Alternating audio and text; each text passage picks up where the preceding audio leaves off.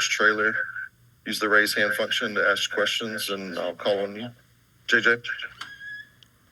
Jeff, after watching film from the last game, what were your biggest takeaways of what happened in the second half?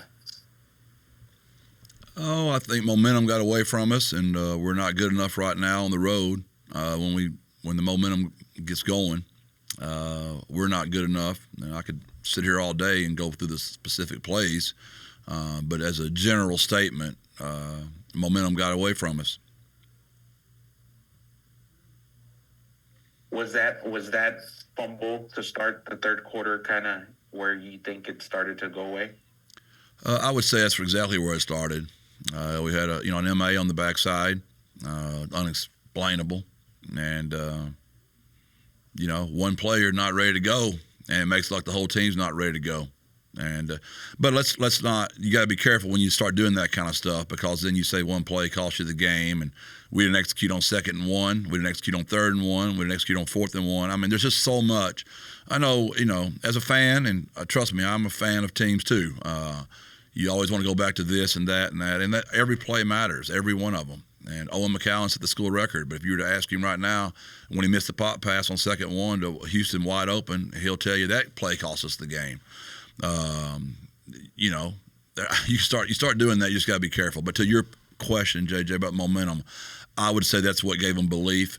But then we went down and answered and made it 42-17, and we busted in the secondary, and they went on one play and scored. I think that play is as much what got it going as anything. We had kind of put it back down. Our offense did a great job, drive down the field, go up 42-17, and if I had to push back on your take of that being the play, I would say that would be the one, because we stopped the momentum, if that makes sense what I'm saying. We had killed it.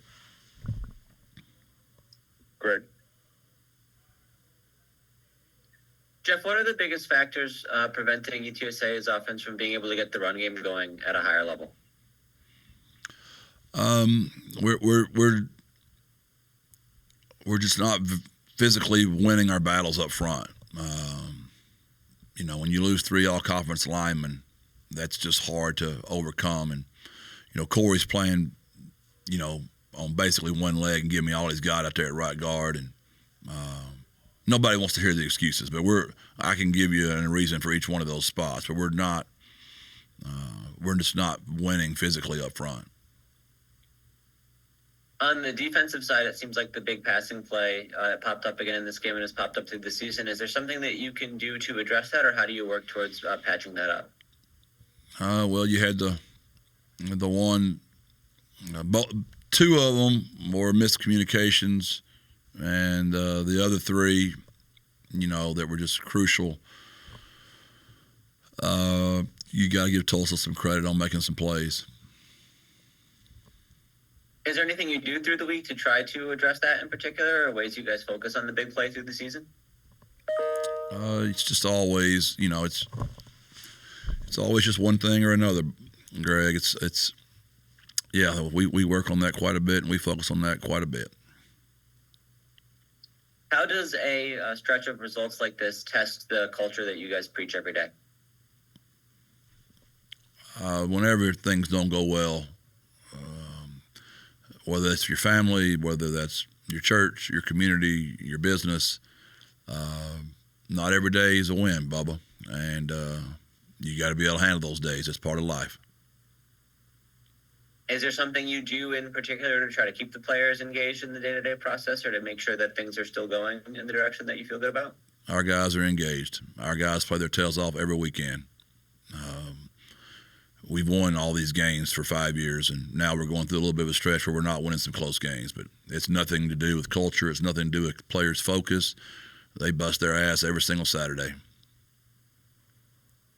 What is the state of the cornerback room right now with the number of injuries we've seen at that position?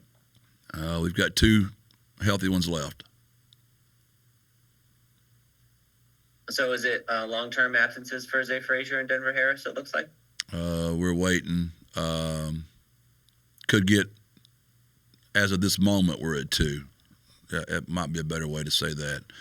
We'll see where 3 of those guys are later this week. How about for Ken Robinson? Is there an idea of what the outlook for him is? Waiting on MRI results. Doesn't look good. When you have some inexperienced players and you're working down the depth chart in the secondary, do you have to adjust defense to operate a little bit differently to try to cover for them somehow? Yes. We saw a few guys on defense we hadn't seen previously, guys like Cameron Cooper, Damian Wimberly, Kenny Oswalu, Zechariah Robinson, just to name a few. Is it a case of guys being forced to step up due to injuries, or do you want to make an emphasis to get more steps for some younger guys down the stretch? No, that's the people that we have left on our roster, and they're out there busting their tails for us. We're grateful. JJ? Yeah, if you might be a handful of plays away from a few more wins this year, how do you reconcile that with, all that's happened this year? We were a handful of plays away from losing all those games, year 1, 2, 3, and 4. And those guys on defense have been here and they know all about it. Offensive guys, a lot of new ones out there, so they're learning the hard way, right? Just like those guys learned the hard way our first year where we didn't win some of those close ones. But it's just part of the game. It's college football. It's really hard to win. There's about 10 programs to 20 in the country that have the ability to go out there and just, monkey stomp somebody or beat the heck out of them every weekend. We don't have that here. We have a program that every year we're going to be competitive in games, and it's going to come right down to the very end. And we're just not getting our share right now on the road. At home, we're pretty good at that, but not on the road right now, and that's unfortunate, and there's a lot of reasons why. And that's why y'all hire me to try to fix that, and I haven't done a very good job of fixing that for y'all, obviously.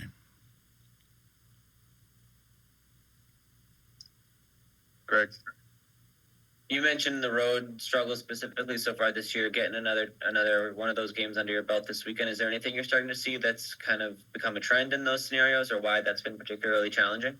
When you can't run the ball, it's hard to win, and we're having a hard time running the football. Second, we have too many emotional penalties on defense. Third, we give up too many big plays in the secondary on defense.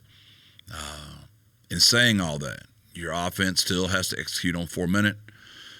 We shouldn't have tried to run the ball on first down. That was poor by me. Disappointed in myself for not being more aggressive. We did not execute 2-minute offense. I felt great. We got a really good field goal kicker. We had the wind at his back. We needed 8 more yards, and we did not execute that. That's very disappointing. And our 2-minute defense, right now, if we can't sack the quarterback, we struggle getting somebody down. Yeah, how do you look back at the defensive approach on the final 2 drives against Tulsa to that point? It seemed like you guys played a little bit more conservative than we usually see out of your group. We lost our entire secondary, Greg. We were trying our best to just hold on back there, Bubba. And you mentioned the penalties as well. What is the approach in practice day to day to try to iron some of that out, and how does that change as it kind of continues to be an issue through the year? Can I go back and just be an armchair journalist right now? What would your question have been if we'd have heated him up and been straight man-to-man out there and they would have scored? Your question would have been, why did you leave those new DBs out there on an island by themselves, right?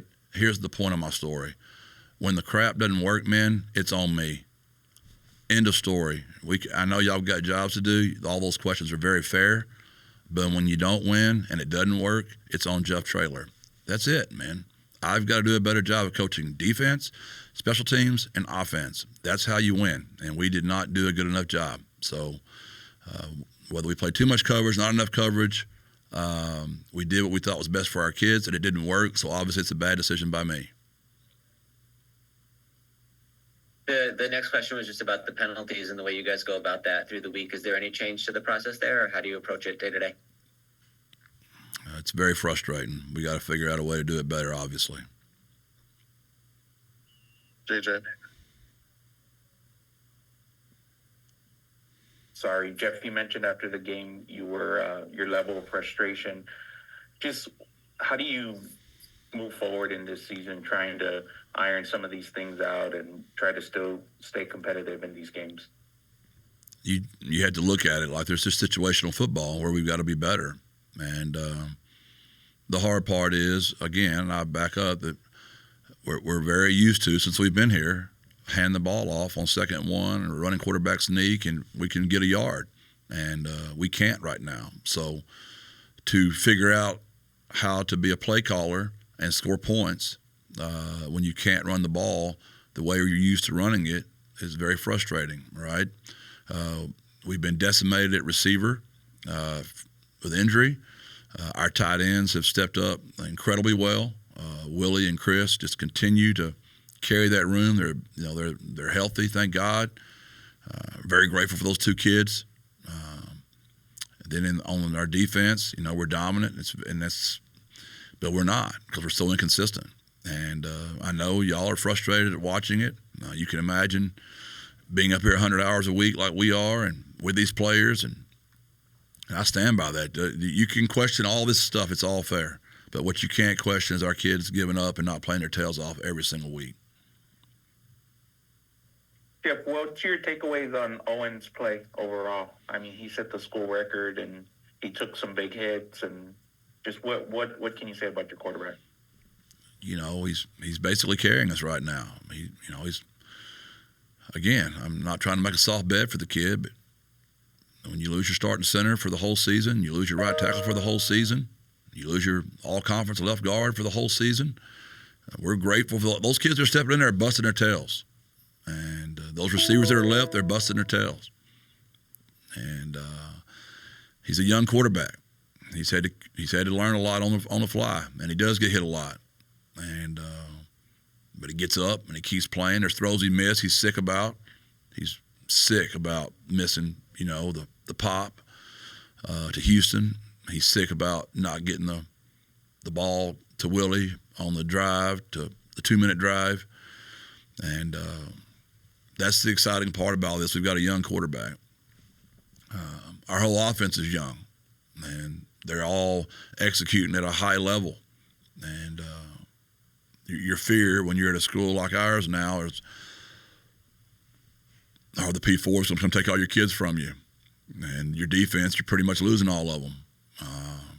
So you when you're 3-5 and you've lost all these road games, JJ, and it's just such a different feeling. But if we were 6-2, we'd still be having these same conversations. And unfortunately, we're not 6-2. We're 3-5, and we're dealing with that right now. Greg.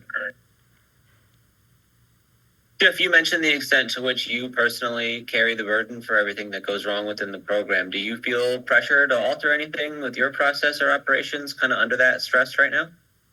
You always are evaluating that. When we're winning all these games, Greg, you're still doing that. That's just part of coaching, man. You're always evaluating. You're always being honest. You're always meeting with coordinators. You're always meeting with position coaches. You analyze everything, whether you're winning or losing. The game's changing always. It's evolving, and you got to evolve with it. And so there's never a time I'm not analyzing that, Greg. What is your analysis of just the overall level of discipline of the team with some of the issues that continue to pop up, and particularly the penalties that we've talked about, and how do you sort of address that just in a general sense? Oh, I would say that whenever you have that many penalties, that's a sign of an undisciplined football team, so that's fair. Is there a way you can try to instill that at a higher level?